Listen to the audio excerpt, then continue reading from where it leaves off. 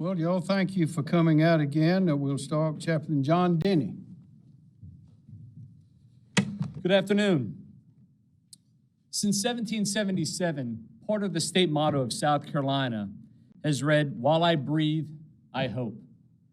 And that has continued, that spirit of South Carolina has continued through battles, through adversity, through trials that South Carolina has had. And that spirit's still alive today. So in that spirit, I ask that you please pray with me if you're a praying person. Gracious God, the Bible says, faith is confidence in what we hope for. It's evidence of things we cannot see. During this time, God, give us a faith, confidence, and hope in you. Help us to experience you in the whispers of our lives. Help us, with every breath, continue to have hope. And always help us to be South Carolina strong, South Carolina proud. Amen. Thank you, sir. We also want to thank Holly May for being with us today and Josie McDaniel Burkett. Ladies and gentlemen, we have a good bit of information to give out today. We are making progress. The one thing I would like to announce is I've just issued another executive order.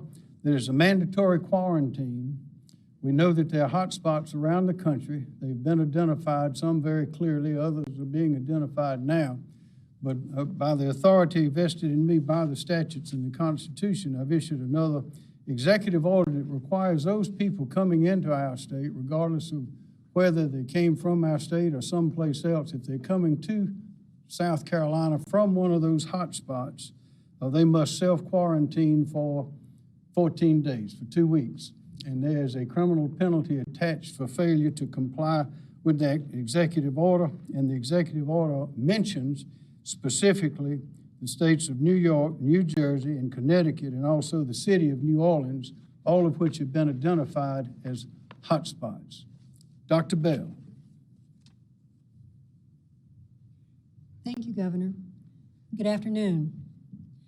As of today, South Carolina has confirmed cases of COVID-19 in 39 counties.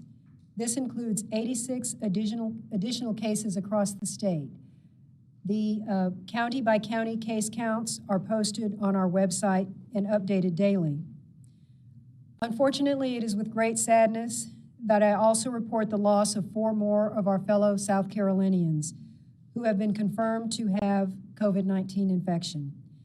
And this brings the state's total number of deaths to 13.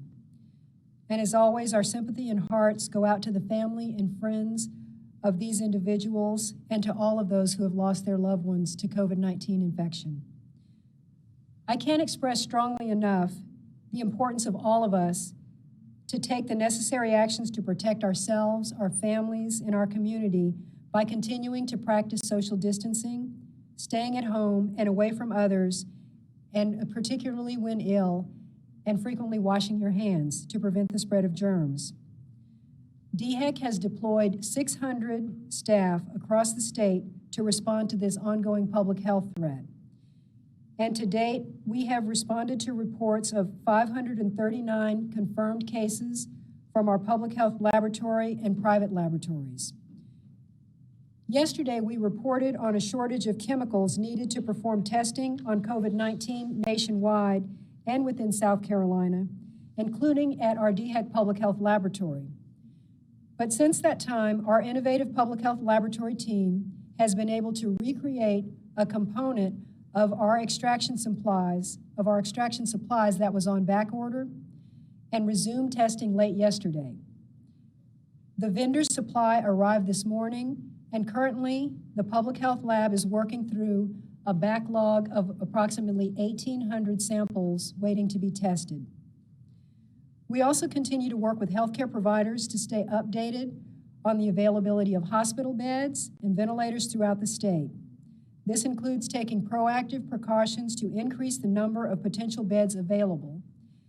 As of earlier today, our statewide hospital bed capacity was at 54%, with 6,734 beds currently utilized, which is a 308-bed decrease from Monday. In addition, 1,085 ventilators are currently available in South Carolina, and 180 are in use or at 14% capacity. While we continue to work with our hospitals to shore up beds and other supplies, we remind individuals that CDC has warned that this is a historic, unprecedented outbreak and that supplies are limited. We do not recommend that everyone who is ill get a test just to see if they have COVID-19 infection. For people with symptoms who wouldn't necessarily see a doctor, we advise them to stay home and get better if their symptoms are mild and seek medical care only if the symptoms are worsening.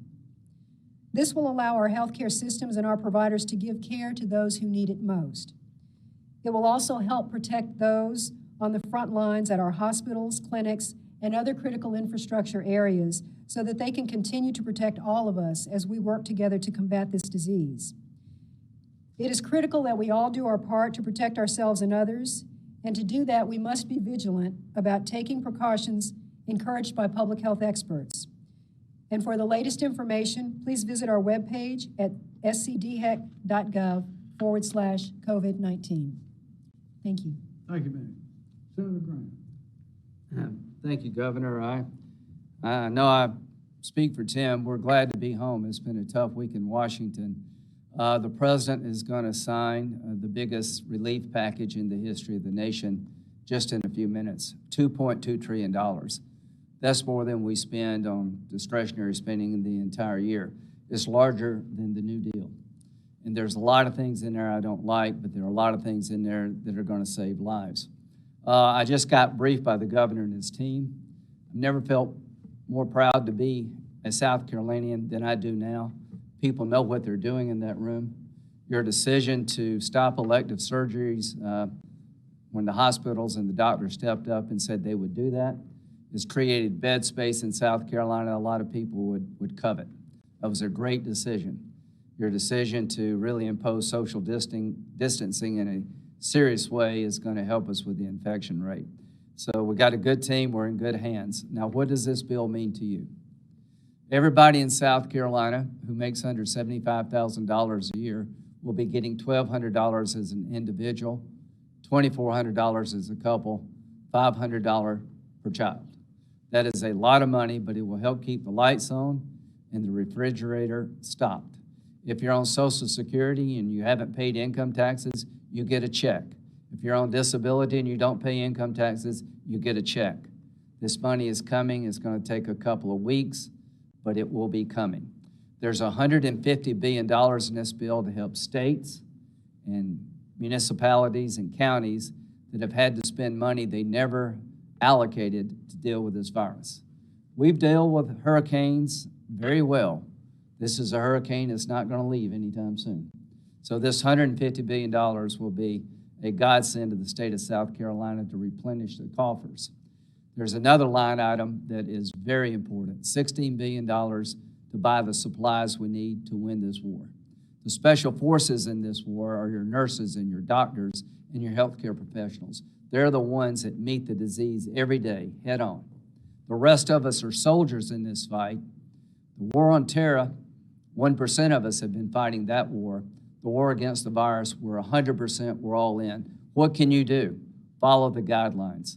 This disease will be starved if we follow the governor's guidelines. It needs humans to transmit itself. The more we follow the guidelines, the more we starve the disease. Finally, there's sort of a war going on here between the virus and trying to stabilize the economy. Here's, I think, the strategy to destroy this virus. Between now and the summer, we're going to have to really focus on good containment policy to keep the virus from spreading. The more you do your part, the sooner we'll get out of this. Eventually, sooner rather than later, we're going to have therapies, Dr. Bell, drug therapies that will whack the heck out of this virus, that will make it less lethal, that will take it from a 10 to 1 or 2. And hopefully by the fall or the early part of the next year, we'll have a vaccine to kill it. Between now and then, it's going to get worse before it gets better.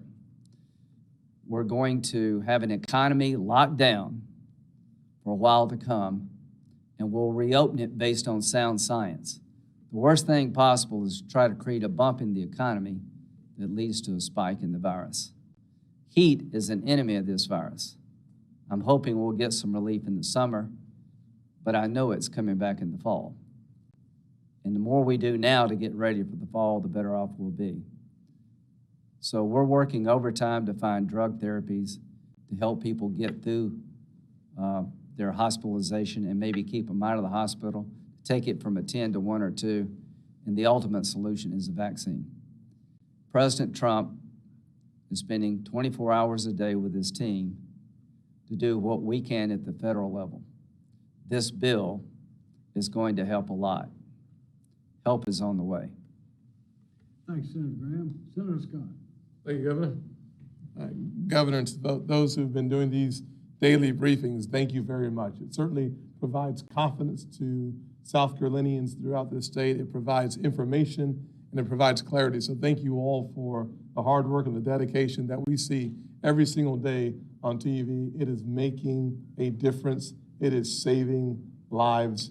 I will tell you that perhaps one of the more heartwarming conversations I've had with citizens around the state is when you stood behind a podium and talked about having the buses bringing meals to the kids in neighborhoods. Whether you go to that school or not, folks who live in that neighborhood have been lining up in my hometown now of Hanahan to get access to those meals. I can't tell you the number of single mothers who've talked about how their conscience and their burden has been relieved and lifted because of what you and your team has done on behalf of people who are looking for hope. So I'm not sure all the good news. I do know that that is remarkable leadership from you. As it relates to the legislation itself, there are a lot to celebrate within the legislation. I'll name just a few. One, there's $4.5 billion going to the CDC, $11 billion specifically targeting vaccines and other therapies. There's $45 billion for FEMA to be able to ramp up around the country and bring more resources home. There's over $100 billion for hospitals in the bill, and specifically for small businesses that have been negatively impacted, laying off employees, seeing a drop in revenues. There's approximately $350 billion that you can tap into. The process is rather simple, not completely simple, but rather simple. It's basically a 250% of your monthly payroll would be the maximum loan possible. If you use the resources for your payroll or for your overhead, like your rent or your mortgage, that portion of the loan used for those purposes will be forgiven. Your first payment starts a year from now, and at that time, it would become a 10-year note with an interest rate not above 4%. The goal is to secure the relationship between employers and employees. The best and most effective way for us to stymie the utilization of the unemployment system is to give an incentive to employers to maintain the healthy relationship for employees. That is a really important and spectacular part of this legislation. There's certainly money for those businesses, but I just described this for 500 employees or fewer. For larger employees, mid-size and larger employers, there is a resource available through what we call a commercial facility paper that would provide loans as well. Thank you. Are there any questions? Yes, Governor. Today, Yes, the ma'am. Attorney General said that basically cities don't have the legal authority to enact their own stay-at-home bans. What do you think of that opinion? And what do you think should happen going forward? We have a very fine Attorney General and staff and Solicitor General, and their pronouncements are very good, I believe. The things that we have asked people to do from the, as you know, from the signs we've had on the side, the blinking that the Secretary of Education has put up for weeks now, saying stay home, all of these measures that we've taken, if everyone would do the things that we have suggested from this podium and otherwise, we would be in very good shape. One reason we're doing better than some of the other states now is because the South Carolinians are following these recommendations and suggestions. Do you think the orders are that Columbia and Charleston put in place, do you think those are illegal? Well, that, I'm concerned, and we are working to see that we keep as many people working as we can. We want to keep as many people safe as we can. We want to keep as many people out of harm's way as we can. We issued orders on congregations or groups of 3 or more that the law enforcement can disperse if they are a threat. We've closed the schools. That's 500,000 school children. Senator Scott mentioned how the meals in a quite remarkable fashion with Superintendent Spearman and her people have been able to get the meals to all of those people and more.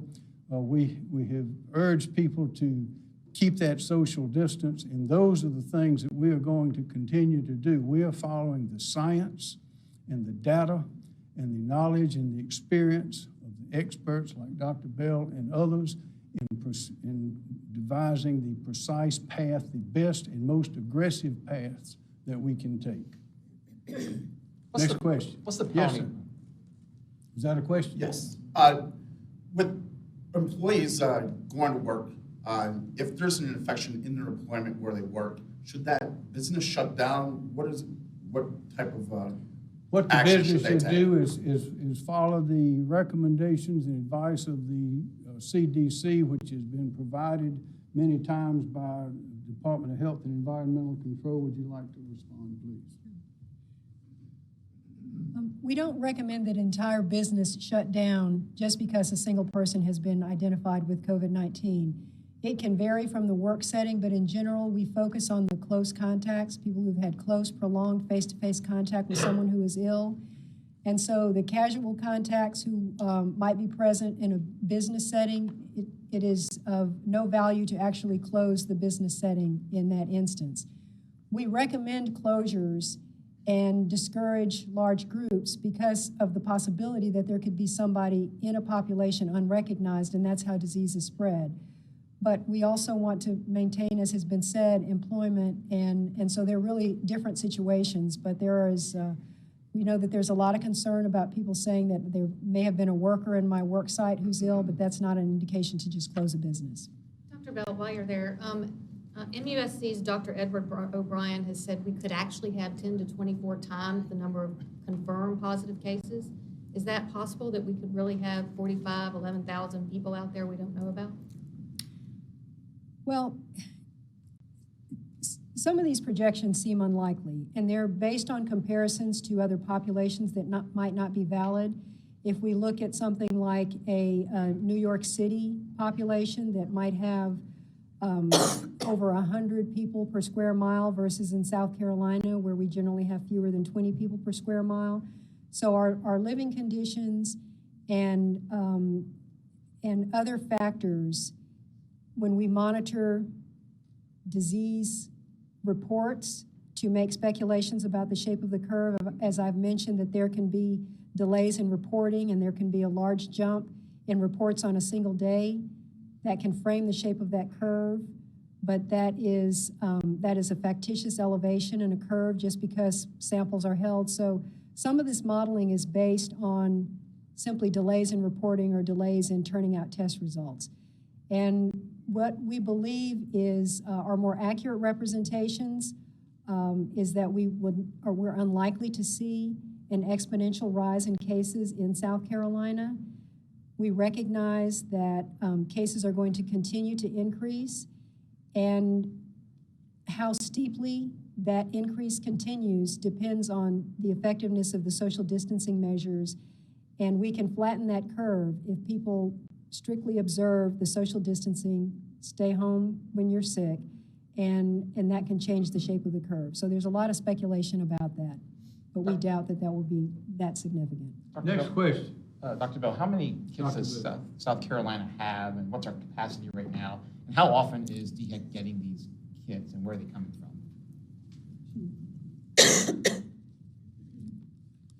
As I think you heard Dr. Bell mention, we were able to resume testing yesterday by bringing on more testing capacity in the reagents and the chemicals that we use. And so we also received some additional reagents this morning in the mail, and we have promises of additional reagents coming. So we have more than enough to get rid of our backlog at this point in time, and we have no indication that at least in the coming days, that we're going to have a shortage. Now, as time goes on, we're going to have to monitor that. There are shortages around the country, and so we're going to watch that closely. So I don't want to promise you that we will be in perfect shape forever, but we're continuing to work with our providers around the nation to get the vaccine, including the CDC, and including partners within the state that may be able to provide us supplies as well. So we're just going to have to watch it closely, and it all depends on the number of tests that come in, but we're good for the coming days at least, and we'll be able to make up the backlog this weekend. You said vaccine, do you mean like the reagent? The reagent, yes, absolutely. Next question. Yes, ma'am. Now, you mentioned that testing has resumed. How many days was it stalled for? How many days we had that shortage of chemicals? Mr. Davis. Thank you, sir. We had 2 days of a backlog of testing. And so at the state lab, we pride ourselves in never having a backlog. So for us, 2 days was a lot. We understand that some of the private labs are significantly more than that, but we will, by this weekend, have made up that backlog and be back to same-day testing. Next question. Senators, I know it's early and the bill was just passed, but do we have any sort of breakdown in terms of anything, specific amount South Carolina is getting? Which senator? If either senator can answer that. The minimum is $1.25 billion for a state. It's $150 billion. They'll be working on a formula, I'm sure, based on some existing federal formulas. And as soon as we find out, we'll call the governor and make sure the money gets there as quick as possible. As to the individual checks, $1,000 per person, $500 per child, under $75,000. That's going to take a couple of weeks, hopefully no longer. Tim helped design the small business program. There are 1,700 restaurants in Myrtle Beach. Virtually all of them are shut down. And our goal is for them to be able to go to the bank, get a loan, keep the employees on the payroll, pay the rent, keep the lights on until this thing turns the corner. And we'll forgive that loan for 2.5 months if they'll keep people employed.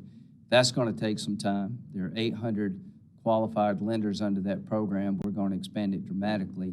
So it's going to take several weeks to get the money flowing, but when it does, it's going to make a difference. In the medical supplies, that's huge for our hospitals, the protective equipment. Just as soon as we can get the money flowing, the better. Scott? Yes, sir. $1,200 per person, number one. I also would say that the formulas that exist within the federal government for division of resources throughout states will probably be tweaked a little bit as we think about the severity of the cases in different locations. There will probably be a formula that takes into consideration states that have high incidence versus states that have fewer incidents. That's why there is a minimum, as Lindsey talked about, of the $1.something billion. That minimum is going to be applied to all states because all states are being impacted, but there's a severity issue that we'll see more folks getting resourced accordingly. Next question. Senator Graham, you had a Facebook Live earlier today. You said you had concerns about the medical supply chain. Do you believe that's hindering the U.S.'s ability to respond to this crisis now, or if it gets really bad? So what have we learned? We've learned that our testing system is not where it needs to be, and people in South Carolina are allocating the tests they have available in a smart way.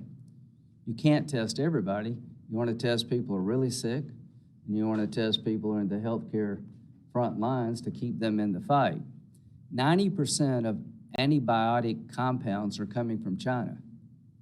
So we're in a country now where 90% of the antibiotic supply chain is located in China. Our goal is to bring some of that back so we'll be less dependent. Our goal is to get the private sector involved in producing tests. Before the virus, it was a public testing program. The CDC and state public health organizations basically were in charge of testing. Now we're getting the private sector more involved in testing, and the goal by the summer is to have more tests. There are plenty of people that have had this and don't know it, and if we could find out that their antibodies are built up, they can go back to work with zero problem. So the sooner we get testing, the better. But in terms of bringing our supply chain back to the United States, that should be the #1 priority for the Congress for the rest of the year. You mentioned Carrots and sticks. Carrots and sticks. Go to the medical companies and say, I understand you went to China because it's cheaper, but our country's at risk. We're at war with this virus. There are certain industries we got to control within the United States. You got to be able to feed yourself. You got to be able to make weapons. You can't depend on enemies to take care of you. So just go to the companies who've outsourced this stuff and say, bring it back. We'll help you bring it back, but you're going to bring it back. Governor, if you could address the tourist ban. I mean, how do you enforce that? Will you have temperatures taken at the airports? No, ma'am, we have not gotten to that. This requirement, it carries a criminal penalty. We hope that our visitors will be as responsible as the people of South Carolina have been in following the recommendations and the requirements. This is a requirement that has the force of law, and that's why it carries a criminal penalty. So we will implement that, and it is in effect as we speak. What's the penalty? 30 days, up to 30 days in jail, or $1,000.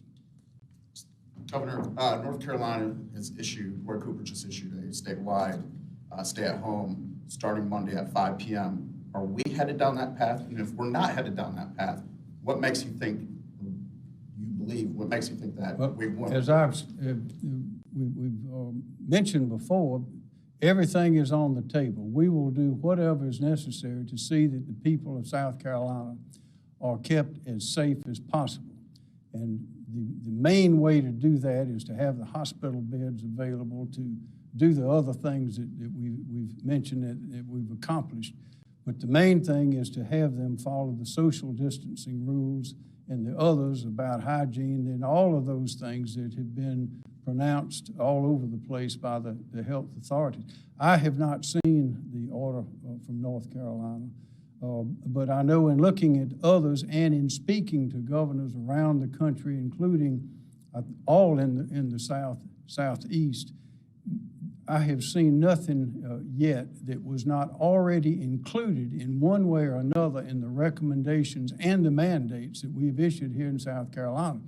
If our people, I think our people are capable of doing what is best for themselves, their families, and their neighbors, and if they will follow the rules that are made, that are suggested and required, those required here, that are based on science, data, the experts with experience and knowledge in these areas, and based on that and nothing else, as well as common sense.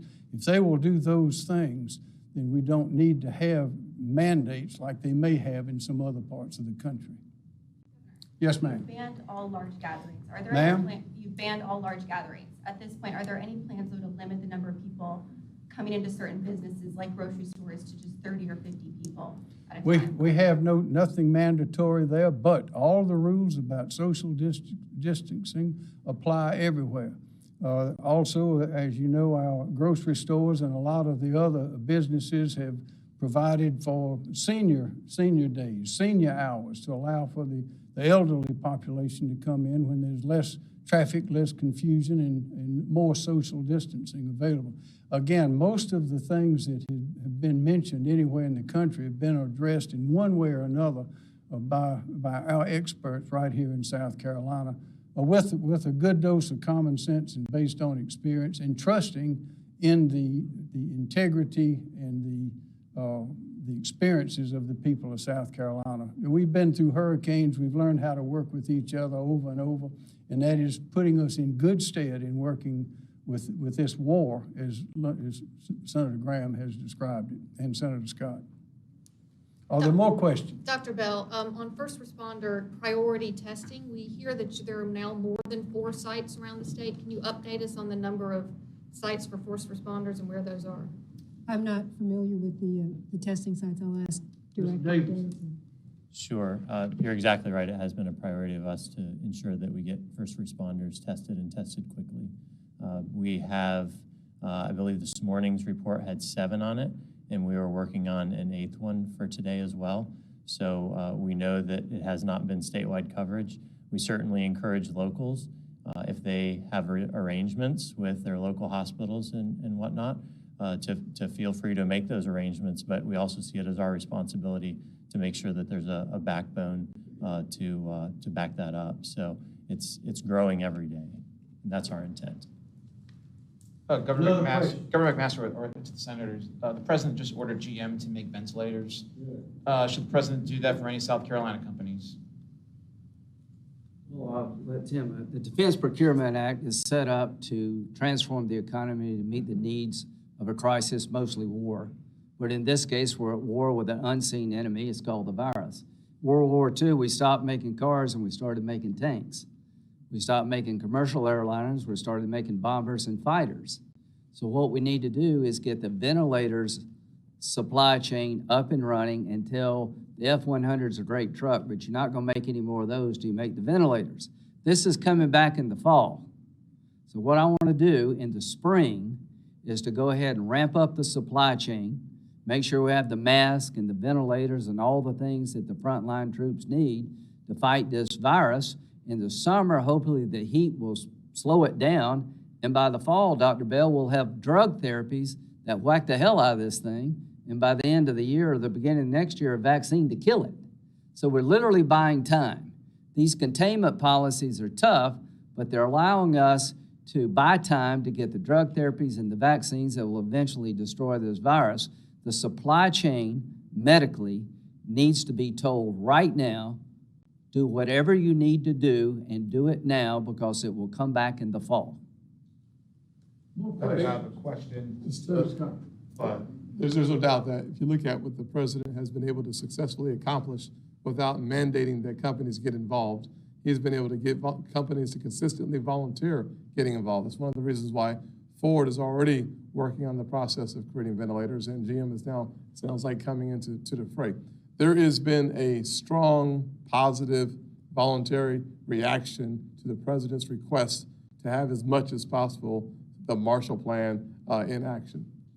If indeed the heat does slow this virus down, how would that play a part when it comes to social distancing later on in the summer and large gatherings? Would we resume back to normal life, or how would that play out? Well, we'll continue to monitor disease occurrence, and we always try to make the most effective disease control measures with the least restrictive means. And so when we begin to see disease trends come down and we can resume other activities that pose a lower risk or a lower threat to the public health, we're continuing to work with decision makers about providing disease information and what to expect. And I want to follow up on an earlier question about the business closure. I just want to make the distinction between optional activities and essential activities, and to think about the types of activities that bring people into close contact. So there's a difference between canceling festivals and large gatherings and things like that, as opposed to the type of contact that we experience in a business setting. So there are different levels of risk. And we will continue to monitor disease trends and make decisions about what the most effective and least restrictive measures are when we come to that. Senator Graham. Question already. Senator Graham. President Trump has given the goal to have the economy completely reopened by Easter. What are your thoughts on that goal? But that's not what he said. President Trump said he wants to get as much of the economy reopened as soon as possible based on sound science. I trust Dr. Fauci, I trust Dr. Briggs, I trust Dr. Bell to tell the governor and the president, here's sound science. They're going to look at every county in the country. They're going to look at every region in the country. And we're going to make a sound science decision about opening up business. During the spring, I would be cautious.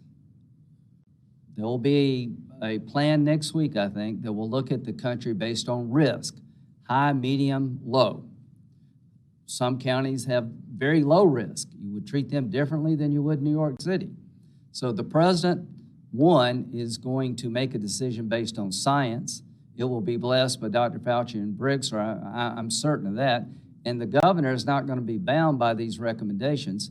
The governor can do what the governor needs to do for South Carolina, and every governor has the ability to do what's necessary for their states. So I think I want to do two things. I want to contain the virus very aggressively, and hopefully the summer will blunt its spread. I've been told it will, we'll see. But the bottom line is, to create a bump in the economy, you don't want to create a spike in the illness. But all things are not the same. Dr. Fauci said, You don't need to treat every place exactly the same. And that's exactly what the president's saying. I think that's what the governor's saying. Governor McMaster. Last question, please.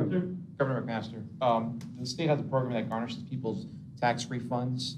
to I'm help pay sorry, off- say what? Say it again. The state has a program that garnishes people's tax refunds if they have unpaid debts. Will that program continue in light of this economic situation? We have extended the time for filing and paying taxes to make it consistent with the federal. That's a question that I don't have the answer to on my tip of my tongue, but we will get that answer for you and for anyone else. Any more questions? So, Dr. Bell, earlier this week, it was said that DHEC was unfamiliar with the loss of senses as an indicator for COVID-19. Representative Cunningham tested positive for COVID-19, and those were his only symptoms. So what is the thinking about those symptoms now, and should it be an indicator for people to get tested? So we focus on the symptoms that are most highly correlated with the infection. So we focus on fever, shortness of breath, a cough, but we recognize that there can be other associated symptoms that are not as commonly as associated. Muscle aches, I've heard these reports of the loss of senses, smell and taste, but we don't have a large enough body of evidence to say that a symptom like that alone is an indication for testing. So we focus on what we know best about the disease to make decisions about when to test. And so what's most consistent is an influenza-like illness. Should they at least stay home, though? I mean, is that enough of an indicator to self-quarantine? I think that if anybody develops new symptoms that they're concerned about, they should consult with their healthcare provider and make a decision about if testing is indicated based on a personal basis. Okay, y'all, thank you very much for coming, and we appreciate our two senators being here as well today. Good to be with you. And until we come back, thank you.